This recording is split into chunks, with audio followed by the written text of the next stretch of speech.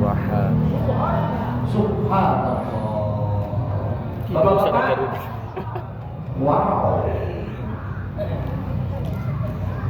Takjub. Apapun yang ada dalam hidup kita di dunia ini, kalau itu merupakan kebesaran Allah, yang kita sucikan itu adalah Allah dengan kalimat subhan. Ini kalimat sumpah. Maha suci Allah, Asra, yang telah memperjalankan Laila bi'amalihi. Siapa yang dijalankan Allah? Hamba. Siapa hambanya? Nabi. Subhanalladzi asra bi'amalihi. Kapan? Laila, satu malam. Dari mana?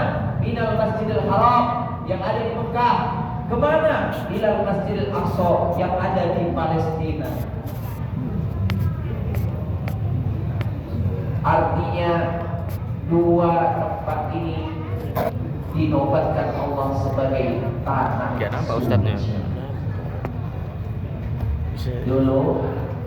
Bu, oh, bu, dulu dapat bu? Apa? Dulu. Kenapa Mekah itu dan Madinah disebut tanah suci? Gak bisa orang selain Islam masuk ke tanah itu. Ada yang dionong. Coba-coba masuk. Keluar dari tanah suci. Merek. Alias gila. Coba aja, gak percaya. Maka kalau ada orang insinyur manapun yang sekarang membangun Masjidil Haram, kalau dia pimpin proyek, dia harus masuk Islam dulu. Saking sucinya itu. Dan kalau ada bapak-bapak, ada ibu-ibu yang menghajar anaknya karena anaknya keterlaluan, bandelnya, jahatnya, untuk memberikan pendidikan, apakah itu dinasihati dengan kalimat dan kata-kata ataupun pukulan, gak boleh dikerjakan di dua tanah suci ini. Di bawah dia keluar dari tanah haram. Sampai seperti itu. Suci. Dajjal ketika hari kiamat nanti datang tidak akan pernah bisa menembus dua tanah suci ini, Mekah dan Madinah. Maka sesuai dengan doa Nabi Ibrahim alaihissalam, wa man dakhalahu kana amina. Siapa saja yang masuk ke dalam dua tempat ini dipastikan 1000% aman. Tapi Ustaz, kemarin ada kren jatuh meninggalnya cuma haji. Tapi Ustaz, kemarin ada banjir tenggelamnya Ka'bah. Tapi Ustaz, kemarin kabarnya ada orang non-muslim masuk ke Madinah, nampak dia dari kamera pakai celana short. Pak, Bu, makanya belajar IT. Sekarang ada AI. Apa AI? Apa namanya? Intelijensi arti. AI. Saya bilangnya AI. Ibu aja bisa musik setting, ku edit lagi di pantai Kuta. Padahal itu berjilbab. Itu apa? Itu propaganda supaya hilang kesucian tanah suci dibuat. Gak ada ya? Saya udah cek itu dan saya tanyakan mahasiswa-mahasiswa adik-adik kita yang ada di sana, apa betul ada orang yang pakai celana short you can see masuk ke Madinah? Gak ada Ustaz. Itu editan. Subhanallah. Jahat media sekarang ini, Pak. Makanya ibu-ibu, Bu, ajarin anak-anak kita ini punya duit sekarang. HP ini jangan hanya digunakan untuk main game. Dek, Belajar Quran, rekam. Ibu-ibu masak, rekam. Jadi duit masuk ke Facebook Pro. Ya, kenapa saya bilang gitu? Ada anak mahasiswa Medan dari USU, KKN ke Danau Toba, Samosir. Kalau KKN kan cuma 3 bulan. Begitu dia pulang, orang-orang yang ada di Samosir bergaji 1 bulan minimal 2.500.000. Hanya Danau Toba aja didikannya, yang nonton seluruh mancanegara. Gunakan. Kalau kita baca Quran, ngaji, sedikit yang nonton, betul? Betul? Betul? Bilang aja, betul? Kenapa? Karena memang sudah zamannya. Manfaatkan media ini. Apa kira-kira yang lagi viral ini? Tempat wisata, manfaatkan. Masjid aneh ada di beras lagi. Masjid ala Tionghoa namanya Masjid Cengho, naikkan.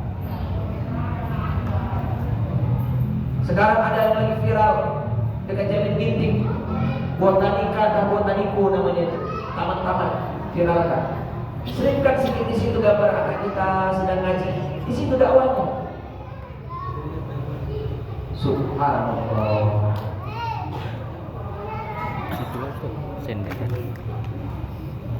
Oh ya. Suci Mekah dan Madinah. Alladzi barakna haulah, yang mana kedua tempat ini Allah berkahi. Kenapa Masjidil Haram Allah berkahi? Jawabnya karena Nabi dilahirkan di kota suci Mekah. Kenapa Masjidil Aqsa diberkahi? Karena hampir seluruh para nabi dilahirkan di Palestina.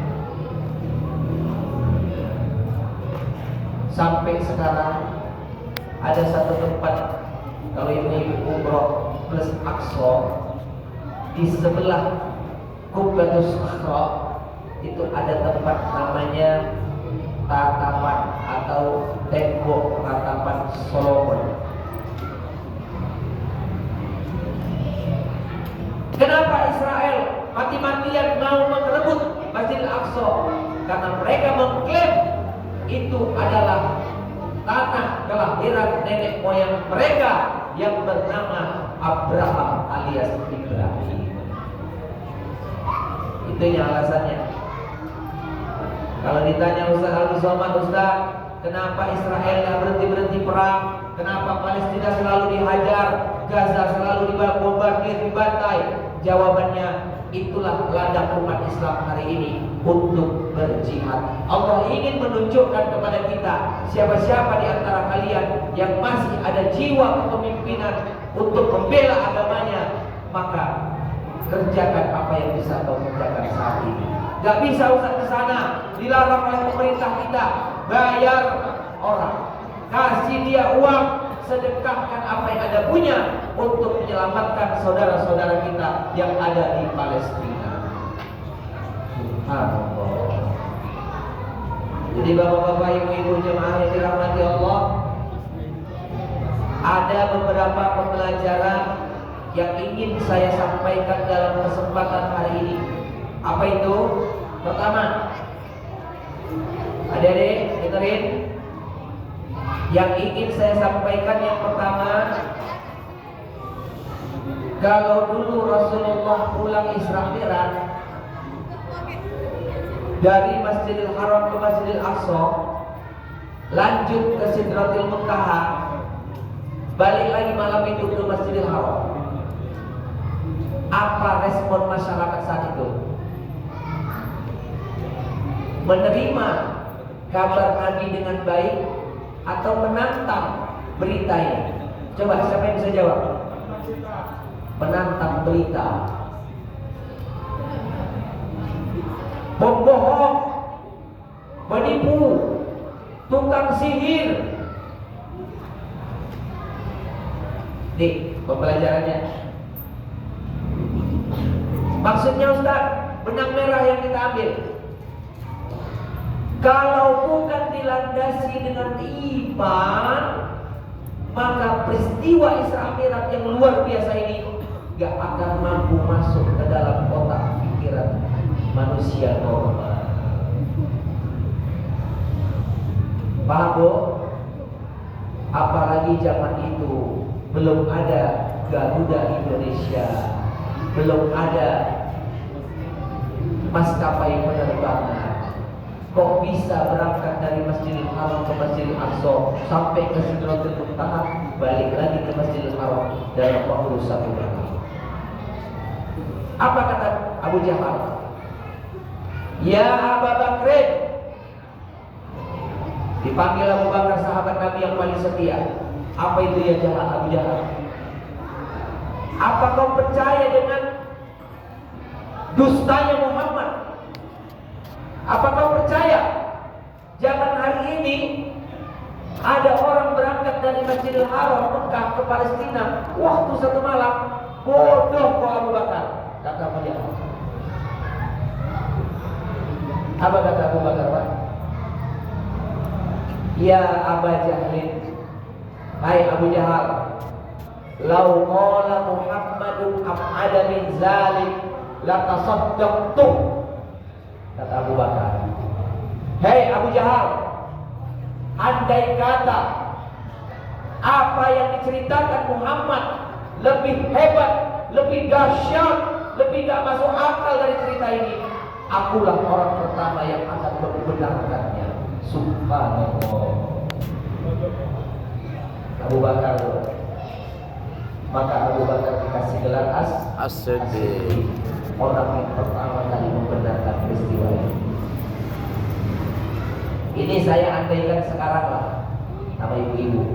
Bu, ibu, Allah, bu, saya ngomong nih, dengerin.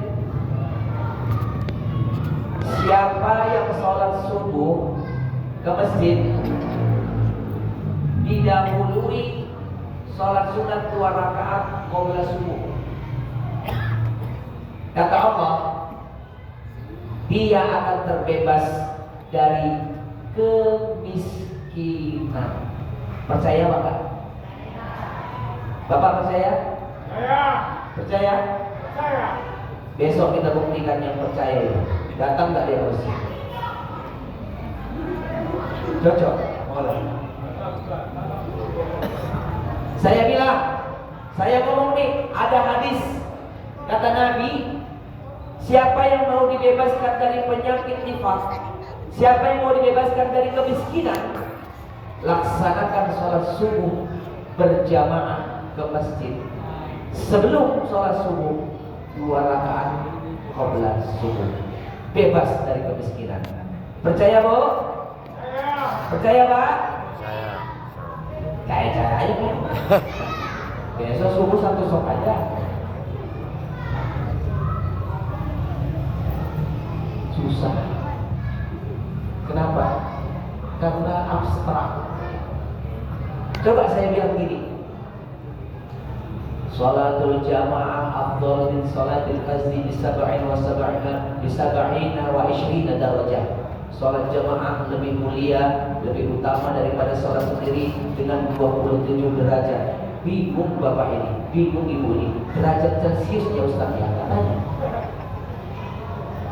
Tapi kalau saya ubah kalimat ini, siapa yang sholat berjamaah lebih mulia daripada sholat sendirian, pahalanya 27.000 rupiah.